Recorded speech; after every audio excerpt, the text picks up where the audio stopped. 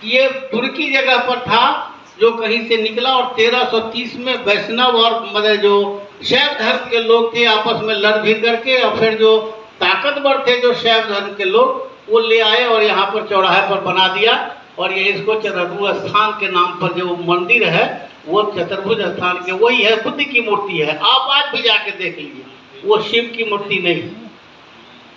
दूसरी बात यही नहीं है, हमारे यहाँ एक उच्चैठ स्थान है, दरभंगा मधुबनी में पड़ता है, बेनीपट्टी और मंदिर है, वहाँ पर बुद्ध की मूर्ति है, उसको ओढ़ना उड़ाया रहता है, सिंदूर टिकुली किए हुए रहता है और बलि देता है। एक नहीं, हम समझते हैं कि 500-700 देता है। जब दुर्गा पूजा का समय आता है उस दिन कहता है इससे मनता हो जाएगा। एक और है, एक स्थान और है, सैकड़ों जगह मिलेंगे। एक आपको सिंहेश्वर स्थान है, बुद्ध की मूर्ति है, कहता है जलझोड़ी होता है, शिवरात्रि का मेला लगता है वहीं पर। अब चले जाइएगा देवघर पर, देवघर की जो मूर्ति है वो बुद्ध की मूर्ति है, उसको नाक तक जो है यहाँ पर तक बंद किया हुआ है, खाली खुपड़ी उसका बचा हुआ है और नाक काट मुँह है। जो लोग गए हुए थे सिरपुर रामाशंकर जी, वो हम लोग देख के आए हैं। जो बुद्ध की मूर्तियां हैं उसको क्या किया है कि पत्थर से काट करके और बना दिया है, वो शिवलिंग बना दिया है। बहुत जगह पर है, देश भर में इस तरह का ये जबरदस्ती कर गया। और एक बात सबसे बहुत महत्वपूर्ण है जो हम लोग को कहना, कि जो वेद और पुराण जो शास्त्र कहते हैं, संस्कृत का पैदाइश है 830 ईस्वी में। 788 ईस्वी में शंकर पैदा हुआ केरल में, और उसने 830 ईस्वी में मुस्लिम पीरियड में इसने कहा कि एक को हम दूसरो नास्ती, तो एक ही मैं हूं दूसरा नहीं है। उसने कहा कि जगत मिथ्या, जगत जो है सो मिथ्या है और जो हम कहते हैं वही सत्य है। लेकिन हम मानते नहीं हैं, हमको तो आंख मूंद के है। देवघर चले जाइएगा, कहेगा ये भैरव जब का देवता का है। अरे भाई बुद्ध की मूर्ति है वो। मेरे गांव के बगल में, लहरियासराय के बगल में एक मूर्ति, उसको पोखड़ा से निकला, उसको लोग लेकर के और रख दिया। वो राजपूत बिरादरी के थे और ज्यादा बिरादरी को लोग मार करके रख लिया, अपने दरवाजे पर रख लिया। कहा नहीं नहीं नहीं, विष्णु की मूर्ति है, जबकि वो बुद्ध की मूर्ति है और लाठी के हाथ से वो रखे हुए है और उसमें रोज जलधड़ी करता है। हमारी मूर्खता का कोई जवाब नहीं। मैं एक बात आपसे ये कहना चाहता हूं कि आप कुछ पढ़िए, आप यह जानिए, आपको एक मिसाल नहीं मिलेगा कि सतयुग कहिया था, द्वापर कहिया था, त्रेता कहिया था, कलयुग कहिया हुआ। ये सब फोकस है, सब फारस है, बेकार है।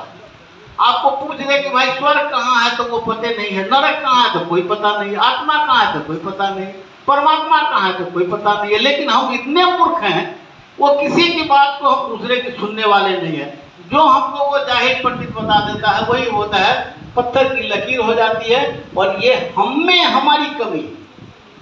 आज आप इस बात को जब तक इसको नहीं छोड़िएगा, मोदी का ये बड़ा हथियार है, आरएसएस का ये फंडा है। मैं अपने गांव में था, ये लॉकडाउन हो गया था, मेरे गांव में एक विश्वनाथ सहनी है, उसकी पत्नी, वो बेचारा दारू पी के मर गया, उसकी पत्नी थोड़ी पढ़ी लिखी है।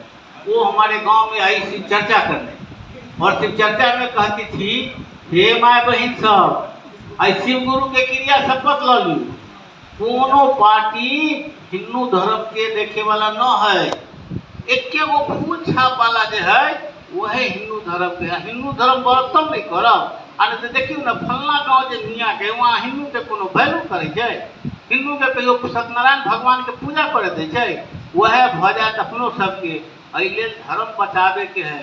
साय कहे, बेटा कहे, बेटी कहे, सास कहे, ससुर कहे, माय कहे, बाप कहे, केकरो कहला नहीं मानू। जेकरा कहे तेकरा हम तोरा वोट देवो, लेकिन देवे खाली फूले वाला के ई शपथ ल कर जाओ। 1990 का साल, 1990 से पहले बड़ी दंगा होता था। मैं आज स्मरण कर रहा हूँ शरद यादव का। इस शरद यादव ने कहा कि गांधी मैदान में पीपीसी की मीटिंग से, ये बिहार के नौजवान लोगों शपथ ले लो कि तुम किसी भी हाल में, तुम मुसलमान को अगर एक सर कटाने की जरूरत है, जिस दिन तुम 10 सर कटाना शुरू कर दोगे, तुम्हारे आरक्षण को कोई छूने का नहीं, देख तक ना मदद करेगा। मुसलमान तुम्हारा विरोधी नहीं है, तुम्हारे आरक्षण से कुछ मतलब नहीं है। आप उस दिन से बंद हो गया, हमारे यहाँ 2-4 दिन दंगा हुआ करना शुरू किया। और दंगा कौन कराना शुरू कर दिया? आप सुनेंगे, कहेंगे तो आपको बुरा लगेगा, नहीं कहना चाहता हूँ मैं। ये कहार सब है, कहार जानते ही होंगे। और वो सब कहता है कि हमरा तो रोड पर है, हमरा तो मंदिर में तो बजते कि हम जाए देवी एकरा, और हम नहीं जाए देवी ओकरा। और उसने कहा, खड़ा हो गया कि हम यहाँ से नहीं जाए देवे, मियाँ सब के वो दहा के तजिया के नहीं जाए देवे। बताइए इस समय का पिछड़ा को आप हिंदू के मन में रहे हैं और रोड से आप मना कर देंगे किसी को, हम तजिया नहीं ले जाने देंगे। ये कौन सा बात तरीका है भाई? वो मेन रोड है, स्टेट नेशनल हाईवे है, और उससे मना कर रहे हैं। और उसके बाद कहते हैं कि हम मैंने मुसलमान को नहीं मना करते, मैंने रास्ते नहीं जाने देंगे, किसी को नहीं जाने देंगे। ये स्थिति हमारी है, ना समझी है। आज चर्चा हुई, चर्चा ये हुई मणिपुर की अभी श्रद्धांजलि सभा की बात। अभी अध्यक्ष जी ने कहा, विष्णुदेव जी ने, विष्णुदेव जी आप भाइयों जरा कान खोल के समझ लीजिए, वहाँ 2 कम्युनिटी रहती है, एक है कुकी और नागा। ये दोनों ट्राइबल कम्युनिटी है, आदिवासी है, जिसके पास जंगल है, पहाड़ है, जमीन नहीं है, सिर्फ जंगल है, पहाड़ है, जीविका किसी तरह से चलता उसका है। अब उसकी आबादी वहाँ पर आबादी तो है, लेकिन एक एमएलए का क्षेत्र है, उसको 30 किलोमीटर 50 किलोमीटर जंगल में है, जहाँ न गाड़ी है, न घोड़ा है, न आने जाने का साधन है। वहाँ पर है ये जो ठीक है बतियाए कुकी लोग है। और जो इम्फाल है उसके बाद में 40 एमएलए, और ये हाईकोर्ट उन्हीं का है। हिंदू का धर्म, हिंदू जो देश बनेगा, जिसको बनाना चाहते हैं, उसका एक जो है टेलर है, उसका प्रयोग आरएसएस कर रहा है। हथियार सप्लाई कर दिया और कहा कि हथियार लोगों ने आतंकवादी ने लूट लिया। और संगठन के लोग जो आए थे, जो देश स्तर के थे, उन लोगों ने कहा कि शरद जी, हम तो दलित वर्ग के लोग हैं, आप पिछड़ों को इकट्ठा कर लोगे, हम जानते हैं, लेकिन मुसलमान अगर हमारे साथ नहीं रहेगा तो हमारी कैसे आबादी बढ़ेगी, कैसे हम संगठित होंगे? शरद यादव ने कहा कि मुसलमान की चिंता करने की जरूरत नहीं है, उसको 1000 साल तक हुकूमत करने का तो तहजीब है, तुम्हारे साथ रहेगा, तुम्हारे विरोध में नहीं रहेगा। एक और बात है, हमारे आम लोग कहते रहते हैं 85% या उसको जरा हिसाब किताब से देखिए। 1931 के जनगणना में 6.4% सवर्ण हिंदू है। सवर्ण मतलब हिंदू सवर्ण को, उसमें हिंदू नहीं लिखा हुआ। सवर्ण जो धर्म को मानते हैं हम लोग, उसको कहता है कि 6.4% है। और 5.1% में गैर हिंदू जिसको मानते हैं, जैसे मुसलमान में भी है, शेख, सैयद, मुगल, पठान है, उसको मानता है कि एक फॉरवर्ड जाति के लोग। दूसरा जो जैसे जैनी में है, सिख में भी है जो अपर कास्ट है, या और सब कई जातियों में है, ढेर सारी जातियां, सबको मिला के कहता है कि 5.1% है। तो ये दोनों मिलाते हैं तो 11%। हम 15% कहाँ से जोड़ लेते हैं भाई? दूसरी बात, बीपीएसएस ने तय किया है कि जिसको जितनी आबादी है उसको उतनी ही उसका मिलेगा, कोई बैरियर नहीं।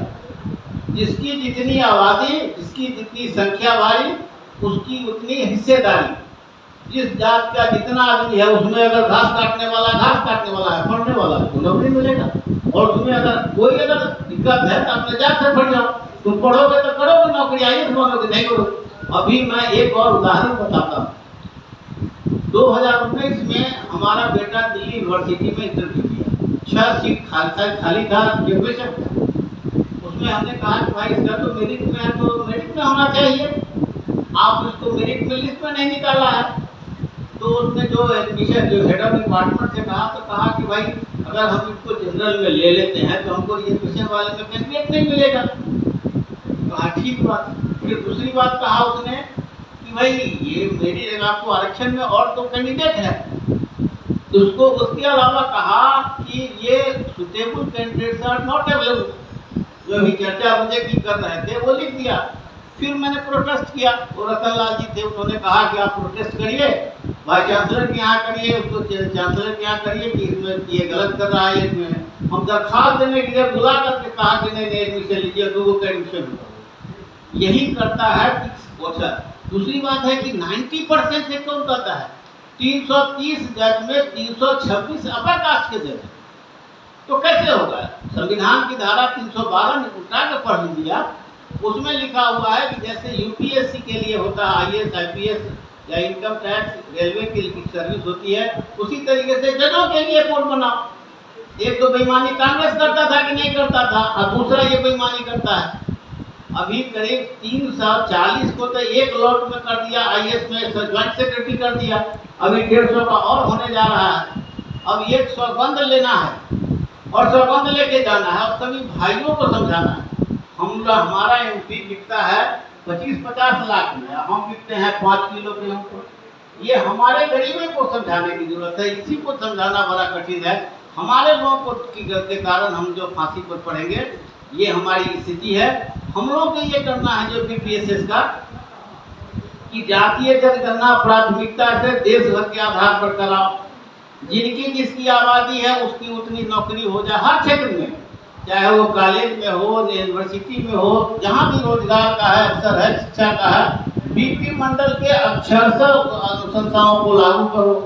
तीसरी बात है, चौथी बात है कि शिक्षा हमारा अनिवार्य, निःशुल्क और क्या कहते हैं उम्दा, जो हाई क्वालिटी का उत्कृष्ट शिक्षा हमको हो। हर व्यक्ति को उपयोग के हिसाब से बजट का बने। जैसे हमारे गांव का एक है अकलू महतो, अकलू महतो है, भागीरथ सदा है, भागीरथ सदा का बापू उसी खोपड़ी में रहता था, अपना उसी में रहता है, बेटा पोता भी को उसी खोपड़ी में रहना पड़ेगा। उसके बजट से कहाँ होता है? उसका बजट का सब मलाई मार देते हैं, ये बड़े लोग मार देते हैं। तो व्यक्ति के आधार पर उसका बजट बनना चाहिए, बनाओ। और हर खेत की सिंचाई और की व्यवस्था हो, अनाज का जो मूल्य होता है लागत के हिसाब से MSP लागू करो। इस तरीके से 5-6 मुद्दे को लेकर के जो संयुक्त जो अभी बन रहा है इंडिया के यहाँ हम लोग का BPSS प्रस्ताव देने जा रहा है। केदार बाबू जरा बहुत गंभीर बात कर रहे हैं। BPSS ये तय किया है कि जो हमारे 7 मुद्दे भी हैं, 7, इन 7 मुद्दों को अपने घोषणा पत्र में शामिल करो। अगर रवि राय नहीं होते तो 77 के घोषणा पत्र में टाटा कलेक्टर कमीशन शामिल नहीं होता। और अभी तो रवि राय नहीं है, राजनारायण भी नहीं है, मनीराम बागड़ी भी नहीं है, अब तो कोई हमारे समाजवादी सोशलिस्ट नेता भी नहीं है।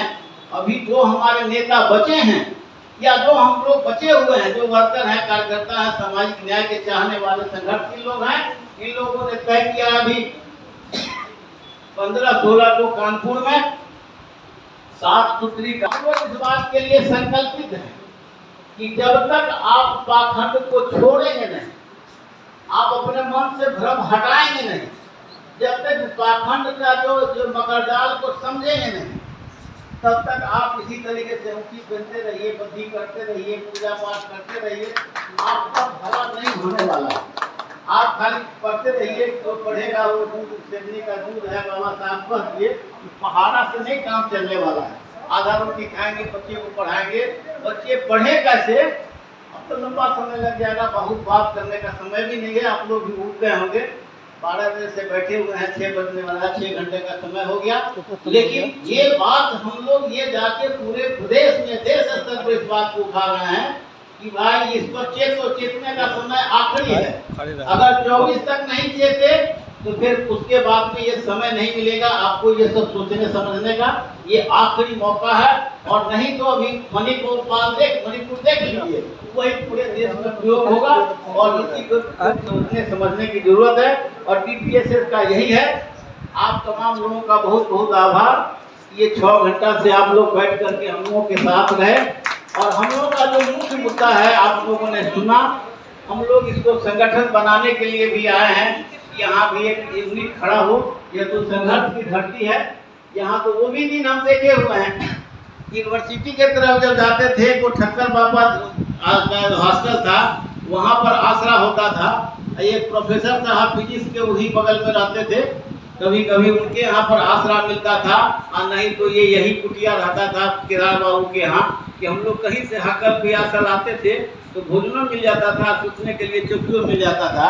और आप ये बड़ी जबरदस्त करता हूँ आप तमाम साथियों को जो इस पुनीत शब्द पर कृतज्ञता व्यक्त करने के लिए साहू जी महाराज के आरक्षण दिवस पर करने के लिए ये सजग नागरिक के आपने परिचय दिया है। और हम उम्मीद रखते हैं कि आप लोग सब लोग इस तरह के संघर्ष को आगे बढ़ाएंगे। बीपीएसएस को 2-3 कार्यक्रम और है उसमें तय किया है। 7 अगस्त को आरक्षण की घोषणा हुई थी बीपी सिंह के माध्यम से 1990 में। उसको एक जगह जगह पर गोष्ठी संवाद करके मनाना है और उसको उत्सव के जैसे करना है। घर में मिठाई बनाइए, पकवान बनाइए, तरुआ तरकारी बना के खाइए, जो बनाते हैं उसमें थोड़ा विशेष करके बताइए कि भाई आज एक त्योहार है, एक दिन वो है। दूसरा है जो हम लोग का प्रणेता थे बीपी मंडल साहब, उनका जन्म है 25 अगस्त को। 25 अगस्त को पूरे देश में जगह व जगह बीपीएसएस के तरफ से उनकी जयंती मनाने का है। और तीसरा, अगर हम उसकी चर्चा छोड़ देते हैं रामास्वामी नायकर जी का, तो ये अधूरा रहेगा। उनका जन्मदिन है 17 सितंबर को। 17 सितंबर के बारे में आप लोग भी कान खोल के सुन लीजिए। 17 सितंबर को विश्वकर्मा जी का जन्मदिन नहीं है। 17 सितंबर को ये हावड़ा पुल का शिलान्यास हुआ था। 17 सितंबर 1917 को। और उस दिन से वो जो था, उस समय क्या नाम था उसका, जो वहाँ का गवर्नर कलकत्ता है उसकी राजधानी थी, उसने कहा कि अरे वो पूजा पाठ करेगा। और बंगाली सब कहता था कि ये जो है जो लोहा लोकर कहाँ से लाया है, जो लोहा लोकर क्या होगा। और वो बंदे नहीं देना चाहता था। 10,000 वहाँ नावें चलती थी, जो 1 आना 2 आना कम होगा। आप लोग सहयोग करिए, इसी ये रूप से हम लोग को याद करते हैं। और सबसे महत्वपूर्ण है कि डॉक्टर लोहिया पहली बार 56 से पिछड़ों के लिए 100 में 60 की लड़ाई पहले लड़ने वाली है। और 12 बजे से लेकर 6 बजे में किसी ने चर्चा कहीं पर नहीं किया। डॉक्टर लोहिया के चर्चा किए बगैर आरक्षण का काम अधूरा है। इसीलिए डॉक्टर लोहिया की भी याद रखिए। उनका जो है 12 अक्टूबर का उनका पुण्यतिथि है। उस दिन बीपीएसएस का खास कार्यक्रम होगा डॉक्टर लोहिया के पुण्यतिथि मनाने का। इन्हीं बातों के साथ हम आप तमाम लोगों को बहुत बहुत आभार। जय विज्ञान, जय संविधान। आप लोग को जय जय भारत।